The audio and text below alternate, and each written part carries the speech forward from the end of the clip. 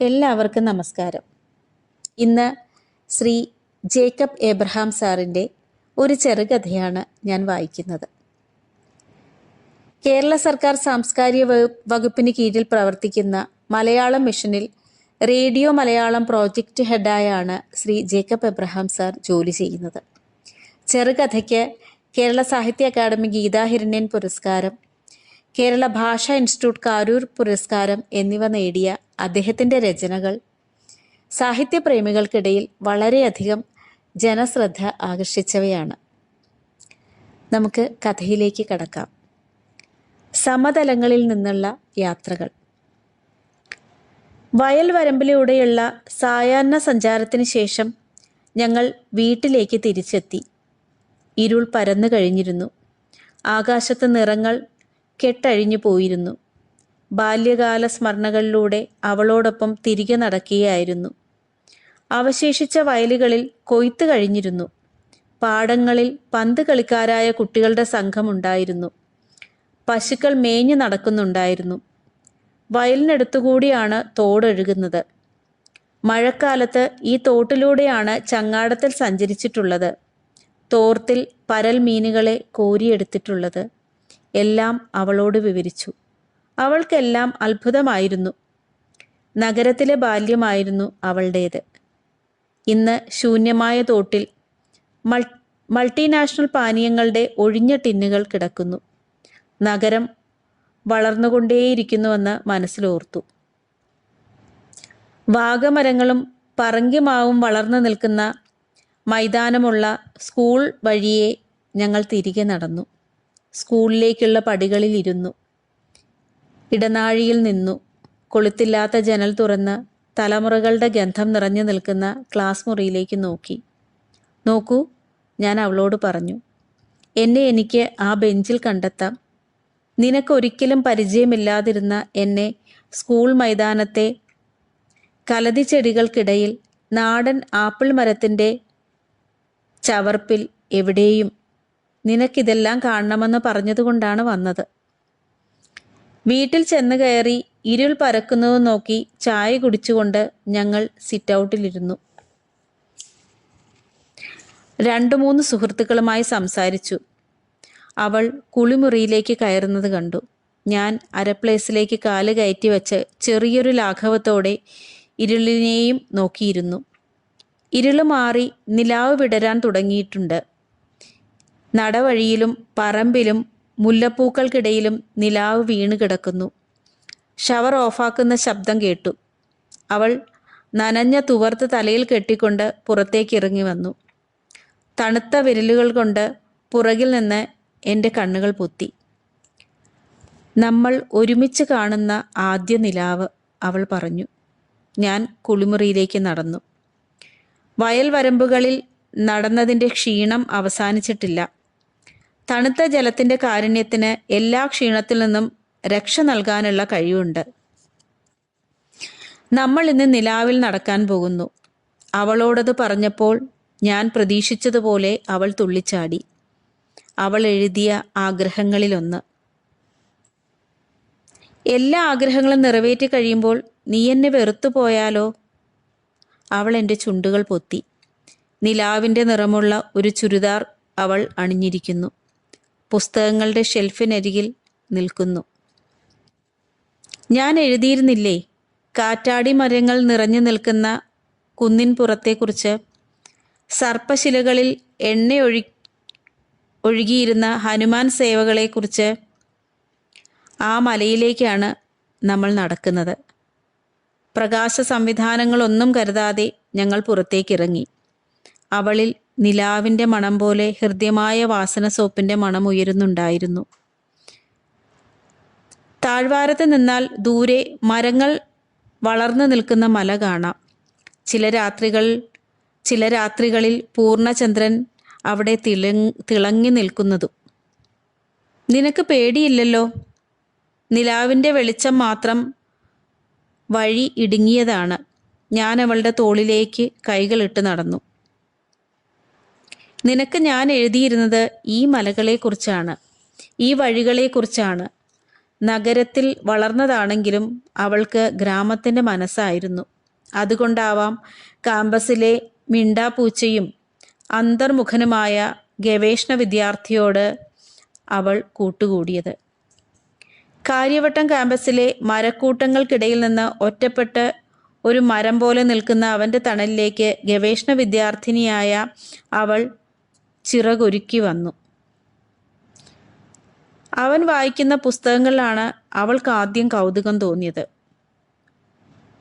Orhan പാമുക്, Thomas ട്രാൻസ്റ്റോമർ, എലിഫ് Shafaq, ചമമാൻഡ നഗൂസി, അഡിച്ചി. അങ്ങനെ അവൻ്റെ കൈകളിൽ എപ്പോഴും പുസ്തകങ്ങൾ കാണും. ഗവേഷണ വിഷയത്തിന് അപ്പുറമുള്ള വായന. അവൻ ഒരു വേള പുസ്തകങ്ങൾ ഭക്ഷിക്കുകയാണോ എന്ന് പോലും അവൾക്ക് സംശയം തോന്നി. പിന്നീട് അവൻ വരുന്ന മലകളെക്കുറിച്ചാണ് ചോദിച്ചത്. അങ്ങനെ അവൾ അവനൊപ്പം ഇറങ്ങി പുറപ്പെടുകയായിരുന്നു. താഴ്വാരത്ത് നിന്ന് കല്ലുകൾ അടർന്നു കിടക്കുന്ന വഴിയിലൂടെ നടന്നു. അവൾ ഒരു കല്ലിൽ തട്ടി.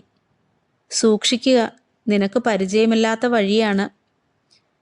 താഴ്വാരത്ത് നിന്ന് മലമുകളിലേക്കുള്ള വീടുകളിൽ രാത്രി വെളിച്ചങ്ങളൊക്കെ അണഞ്ഞിരിക്കുന്നു. നിലാവ് ഇരുളും വെളിച്ചവും ആ വീടുകളുടെ പരിസരങ്ങളിൽ നിറയ്ക്കുന്നുണ്ടായിരുന്നു. വിദൂരതയിലെ നമ്മുടെ പ്രണയത്തിൻ്റെ പുലരികളിലും വൈകുന്നേരങ്ങളിലും നിന്നോടൊപ്പം ഞാൻ എത്രയോ തവണ ഈ മലമുകളിലേക്ക് പോയിരിക്കുന്നു. പ്രഭാതത്തിലെ ആദ്യ കിരണങ്ങൾ നിന്റെ വരികളിൽ വീണു തിളങ്ങുന്നത് കാണുവാൻ, സായാഹ്നങ്ങളിൽ നിന്റെ ചിത്രത്തിൽ സൂര്യൻ്റെ അവസാന രശ്മികൾ ചരിഞ്ഞു വീഴുന്നത് കാണുവാൻ, എത്രയോ രാത്രിയിൽ നിലാവിൽ നിന്നെയോർത്ത് വിഷാദഭരിതയായ രാഗങ്ങളുടെ കീഴിൽ നനഞ്ഞു നിന്നിട്ടുണ്ട് ഞാനും, അവൾ പറഞ്ഞു. നഗരങ്ങളിൽ നിലാവ് പെയ്യുന്നത് പോലെയായിരുന്നു നീ അപ്പോൾ എന്നിൽ പെയ്തുകൊണ്ടിരുന്നത്. മലമുകളിലേക്കുള്ള പാതയിൽ ഒരു കൂറ്റൻ ബദാം മരത്തിൻ്റെ തണലിൽ ഞങ്ങളിരുന്നു. അവൾ വവ്വാലുകൾ പൊഴിച്ചിട്ടിരിക്കുന്ന ബദാം കായെടുത്ത് കടിച്ചു നോക്കി.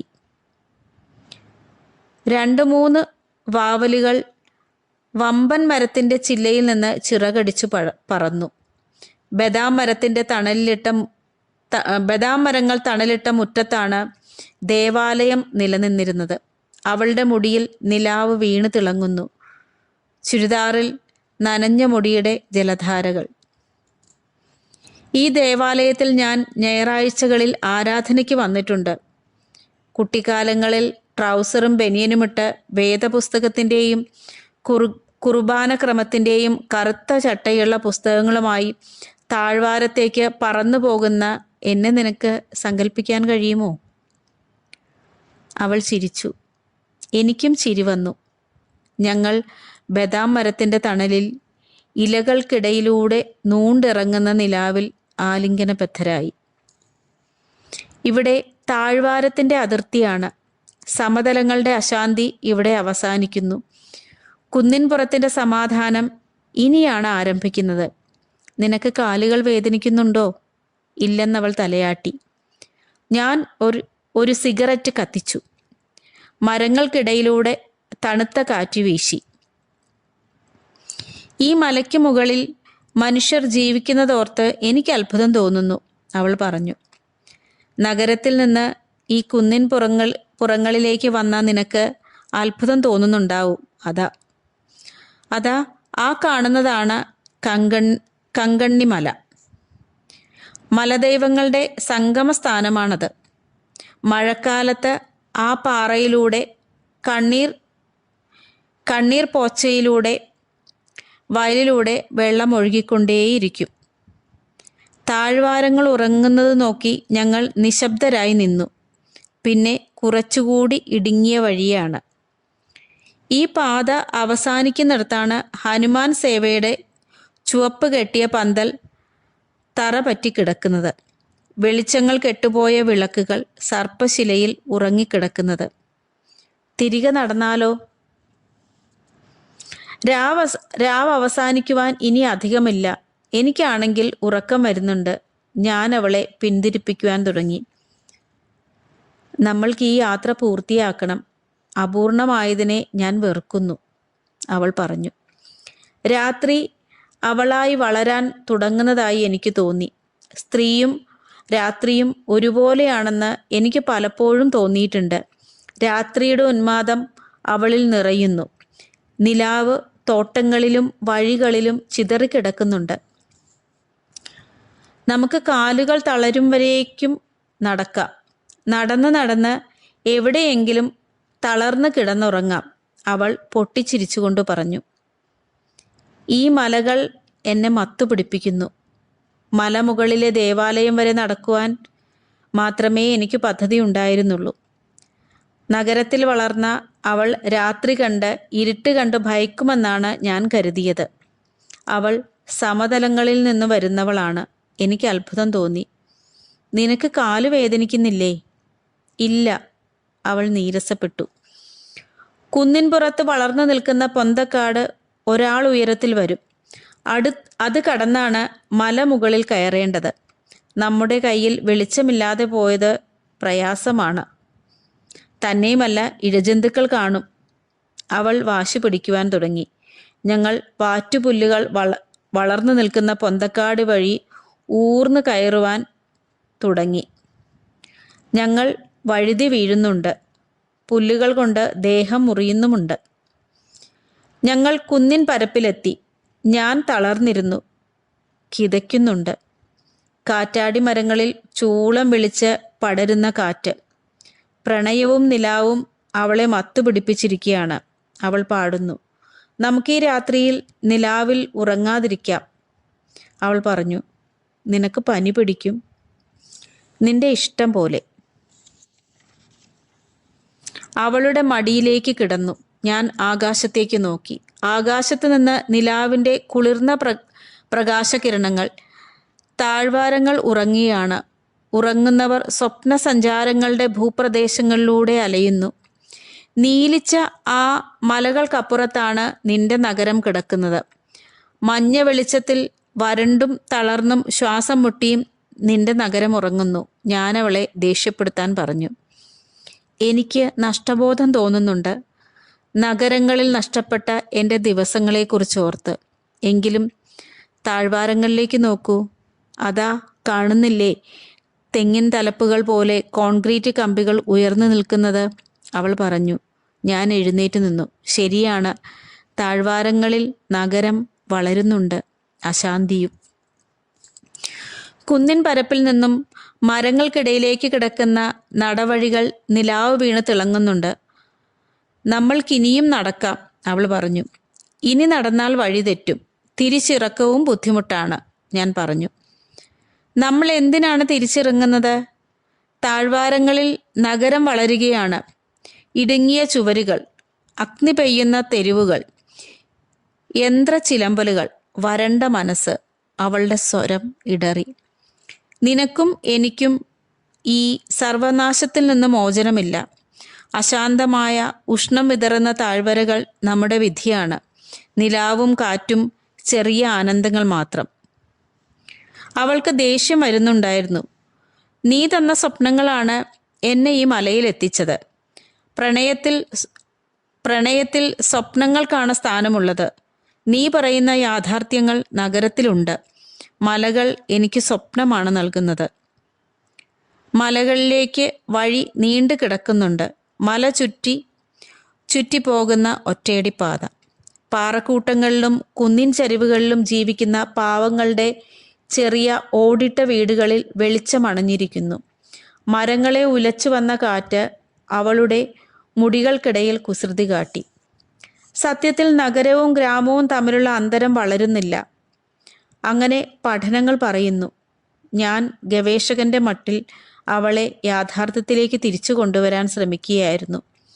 കാട്ടുചെടിയുടെ പൂവിറുത്ത് വാസനിച്ചുകൊണ്ട് നിൽക്കുകയായിരുന്നു അവൾ. മരങ്ങൾക്കിടയിലൂടെ വീണ്ടും മുകളിലേക്ക് ചുറ്റിപ്പോകുന്ന വഴിയിലേക്ക് അവൾ. മരങ്ങളിൽ നിന്ന് രാത്രി പക്ഷികൾ പാടുന്നുണ്ടായിരുന്നു. വരൂ, നമുക്ക് നടക്കാം, അവസാനമില്ലാത്ത നിലാവിൽ നടക്കാം. ഞങ്ങൾ കുന്നിൻ മുകളിലേക്ക് പോകുന്ന കാട്ടുവഴിയിലൂടെ കൈകൾ കോർത്തു പിടിച്ചു നടന്നു. ദൂരെ നിലാവിൻ്റെ വഴിയിലേക്ക് അവൾ എന്നെ നയിച്ചു. എൻ്റെ മലയുടെ വഴിവിരിപ്പുകൾ അവൾക്ക് എങ്ങനെ അറിയാം? ഞാൻ അത്ഭുതപ്പെട്ടു. നഗരത്തിൽ ഫ്ലാറ്റിൽ സുരക്ഷിതമായ അടച്ചുപൂട്ടലുകളിൽ വളർന്ന അവൾ ഇവിടെ ഈ ഗിരിശൃംഖങ്ങളുടെ മകുടിയിലേക്ക് ഓടിക്കയറുന്നു. ഒരിക്കൽ ക്യാമ്പസിൽ നിന്നും ഞങ്ങൾ ഗവേഷണ വിദ്യാർത്ഥികളെല്ലാവരും കൂടി പേപ്പാറ ഡാമിലേക്ക് ഒരു യാത്ര പോയിരുന്നു. അന്ന് അവളും ഉണ്ടായിരുന്നു. മിനി ബസ്സിൽ അവൾ എൻ്റെ സീറ്റിലാണിരുന്നത്. അന്നാണ് ആദ്യമായി അവൾ എന്നോട് പ്രണയം പ്രഖ്യാപിച്ചത്. അത് കാട്ടിനുള്ളിലേക്ക് ബസ് കടന്നപ്പോഴായിരുന്നു. മരങ്ങളെ ചുറ്റിവന്ന കാറ്റ് കാതിൽ എന്തോ മന്ത്രിക്കുന്നത് പോലെയാണ് എനിക്ക് തോന്നിയത്. പേപ്പാറ ഡാമിലെത്തിയപ്പോൾ ആകാശം ഇരുണ്ട് കിടക്കുകയായിരുന്നു. അവൾ എന്നോടൊപ്പമാണ് ഡാം ചുറ്റി നടന്ന് കണ്ടത്. ജലാശയത്തിന് ചുറ്റും വനം പടർന്നു കിടക്കുന്നു. അത് കണ്ടപ്പോൾ അവളിൽ വന്യമായൊരു ഭാവം വളരുന്നതായി എനിക്ക് തോന്നിയിരുന്നു. ഡാമിൻ്റെ കാച്ച്മെന്റ് ഏരിയയിൽ വളരുന്ന മരങ്ങളിൽ അവൾ കണ്ണും നട്ടു നിന്നു. മരങ്ങൾക്കിടയിലേക്ക് വനത്തിലേക്ക് ഓടിപ്പോകാൻ അവൾ കൊതിക്കുന്നത് പോലെ. അന്ന് നഗരത്തിലേക്ക് തിരികെ ബസ്സിൽ വരുമ്പോൾ അവളിൽ നഷ്ടബോധം നിഴലിച്ചിരുന്നു. യാത്ര പറയാതെയാണ് അവൾ ഫ്ലാറ്റിനു മുന്നിൽ ബസ് നിർത്തിയപ്പോൾ ഇറങ്ങിപ്പോയത്. ഇപ്പോൾ അവൾ മല കയറുകയാണ്. നിലാവിന് മുന്നിൽ തെളിയുന്ന വഴികൾ മാത്രം മതി അവൾക്ക്. അവൾ സമതലങ്ങളിൽ നിന്നും ഗിരിനിരകളിലേക്ക് നടക്കുകയാണ്. കഥ ഇവിടെ അവസാനിക്കുകയാണ്. എല്ലാവരും കഥ കേട്ട് അഭിപ്രായം പറയുക.